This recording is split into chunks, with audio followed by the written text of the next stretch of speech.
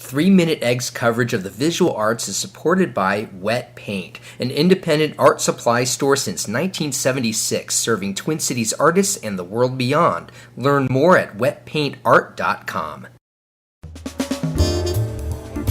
In ancient times, meaning back in the 1980s, women had very few faculty positions in the art departments at local colleges and universities, but women such as Elizabeth Erickson, Joyce, Lyon, and Sandra Menefee Taylor changed all that through the Women's Art Registry of Minnesota. The group promoted each other's artwork and lobbied to attain positions on local faculty, and now all three of these artists have attained a sort of heroine status in the local art scene, and they're all showing work at Form+Content Gallery. We're going to meet them, talk with them about the Women's Art Registry movement, and about their own work on today's 3-Minute Egg.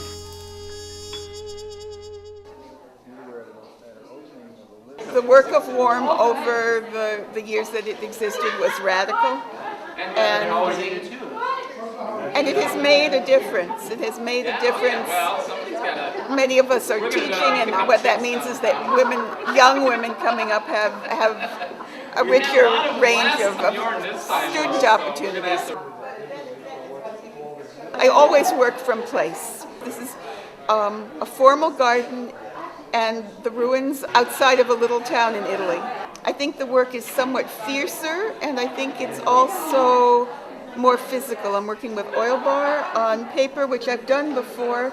I think it's denser and more, it's in some ways rawer. The thing that's the through line is that I'm always dealing with light and its presence and its absence and how it sneaks around and surprises us. My art comes from kind of a combination of love for color, love for the visceral surface. I'm a painter, but most of all for the freedom it offers me to make a space for myself to be and to really create an environment for the largest thought.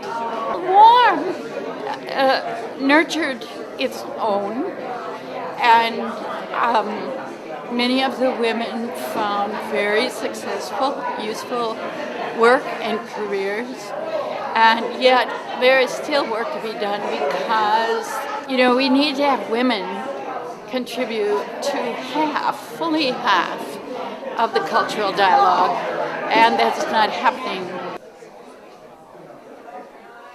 I always work with the earth, our relationship to it, and the fact that I'm personally land-based. I grew up on a farm.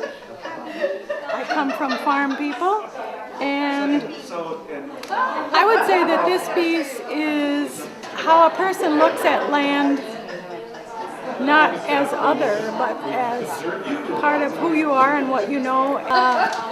Dirt pieces down here are relative to my mother, women who are land-based, and their collections, like women made, they took pressed flowers, put them in books, and those flowers contain that memory of that occasion.